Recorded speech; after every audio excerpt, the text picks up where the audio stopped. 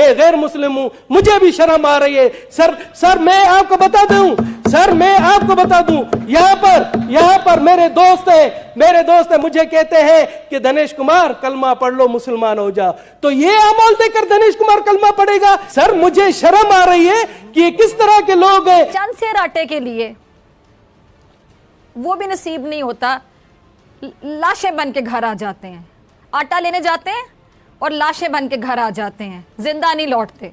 पहले आप उन शैतानों को जो ज़कीर अंदोज़ है, जो मुनाफाखोर है, उनको तो मुसलमान बनाए, फिर दिनेश कुमार के ऊपर आकर तबलीग कर। एक दूसरी बच्ची है जो यहाँ पे हिजाब के बारे में तरह तरह की बातें उठती हैं, उसका एक एग्जाम्पल मैं आपको और दिखाने जा रहा हूँ। बच्ची ये है, देखिए। मैंने तो स्कूल में, कॉलेज में भी हिजाब किया हुआ है और अल्हम्दुलिल्लाह जब से मैं यहाँ पे आई हूँ, जॉब कर रही हूँ, तो सर ने तो बिल्कुल भी मुझे हिजाब के लिए कुछ नहीं बोला। इवन मैं जब नमाज पढ़ने जाती हूँ तो फिर सर मुझे पूरा टाइम भी देते हैं कि आप नमाज पढ़ लो। वो रमजान में भी नहीं जान सके कि भूख की तड़प के तारों में हाथ फैलाने की जिल्लत आखिर होती क्या है। ऐ पैदा करने वाले, क्या यही वो पाकिस्तान है जो तेरे नाम पर वजूद में आया? यहाँ देने वाले कम और लेने वाले हाथ क्यों ज्यादा होते चले गए? ये मनाजिर देखकर मेरे पास अल्फाज नहीं है।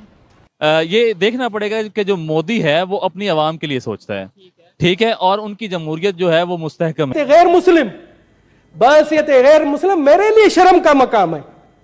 सर आप देखें, रमजान शरीफ का मुकद्दस महीना, रमजान शरीफ का इंतहाई मुकद्दस महीना, जिसमें कहते हैं कि शैतान बंद हो जाता है, मगर क्या पाकिस्तान में तो शैतान खुल्लम खुल्ला घूम रहा है। आप देखें, केले का एक दर्जन रमजान शरीफ से पहले 150 रुपए का था, आज 400 450 रुपए का है। इसी तरह से सेब की कीमत देखें, इसी तरह से आप गोश्त की कीमत देखें, इसी तरह दूसरी जरूरत जिंदगी देखें। सर मुझे शर्म आ रही है कि ये किस तरह के लोग हैं कि इस मुकद्दस महीने में अपने मुस्लिम भाइयों का खून चूस रहे हैं। सर मैं गैर मुस्लिम हूं, मुझे भी शर्म आ रही है। सर मैं आपको बता दूं, यहां पर मेरे दोस्त है, मुझे कहते हैं कि दिनेश कुमार कलमा पढ़ लो, मुसलमान हो जाओ। तो ये अमल देकर दिनेश कुमार कलमा पढ़ेगा? पहले आप उन शैतानों को जो ज़कीर अंदोज़ है, जो मुनाफाखोर है, उनको तो मुसलमान बनाए, फिर दिनेश कुमार के ऊपर आकर तबलीग कर।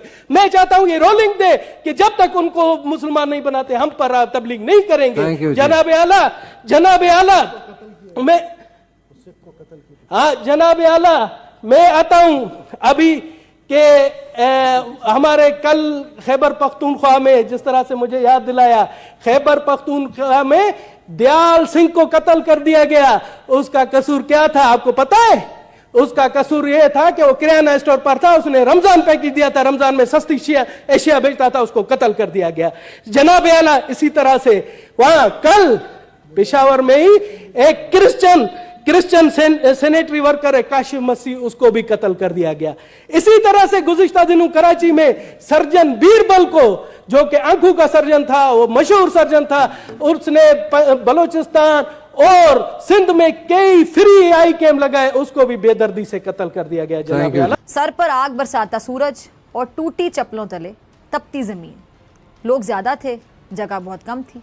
छोटा सा साथ अपने पंजों के बल उछक कर आगे देखने की कोशिश करता, लेकिन उसे हर तरफ लोगों की भीड़ दिखाई देती। उसका दम घुटने लगा और फिर अचानक क़यामत टूट पड़ी, भगदड़ मची, कुछ लोग ज़मीन पर गिर पड़े। नन्हा साद पैरों तले आ गया।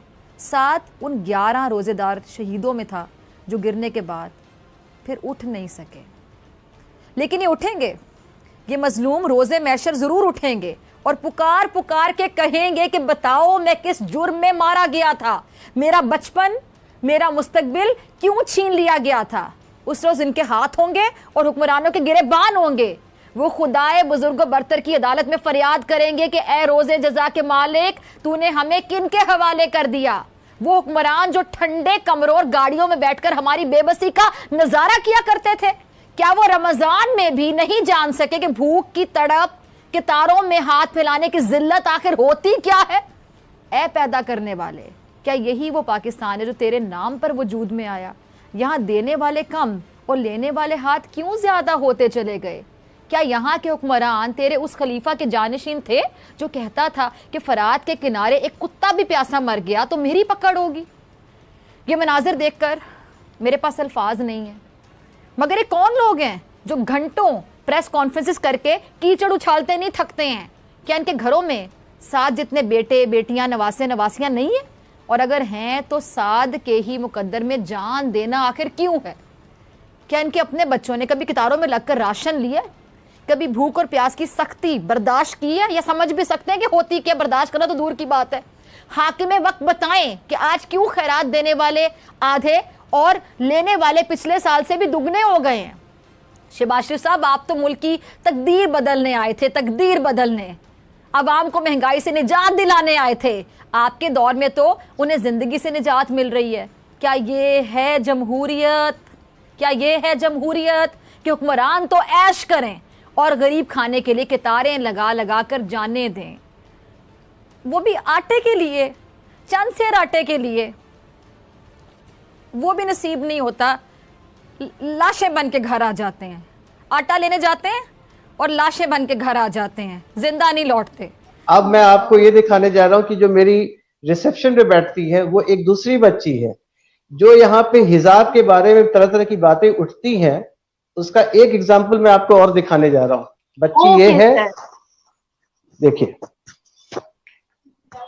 मैंने तो स्कूल में कॉलेज में भी हिजाब किया हुआ है और अल्हम्दुलिल्लाह जब से मैं यहाँ पे आई हूँ जॉब कर रही हूँ तो सर ने तो बिल्कुल भी मुझे हिजाब के लिए कुछ नहीं बोला। इवन मैं जब नमाज पढ़ने जाती हूँ तो फिर सर मुझे पूरा टाइम भी देते हैं कि आप नमाज पढ़ लो। मैं अपनी 5 वक्त की नमाज यहीं पढ़ती हूँ। अच्छा इरम, अगर हम गवर्नमेंट की पॉलिसीज की बात करें तो कुछ ऐसी पॉलिसीज इंडिया में बनाई गई हैं कि दुपट्टा नहीं लेना सर पे, या हिजाब नहीं करना, या हिजाब को बैन किया जाए। कभी ऐसी कोई पॉलिसी बनी है इंडिया में? नहीं नहीं, ऐसा तो कुछ भी नहीं है। एक्चुअली आप अगर हम लोग in general as a Indians are neither Hindu no Muslim, they are Indians. India first और रिलीजन फर्स्ट? ऑब्वियसली हमारे रिलीजन में खुद ही कहा गया कि जहाँ पर आप रह रहे हैं उस देश की इज्जत करें, तो हम कैसे बोल सकते हैं कि रिलीजन फर्स्ट।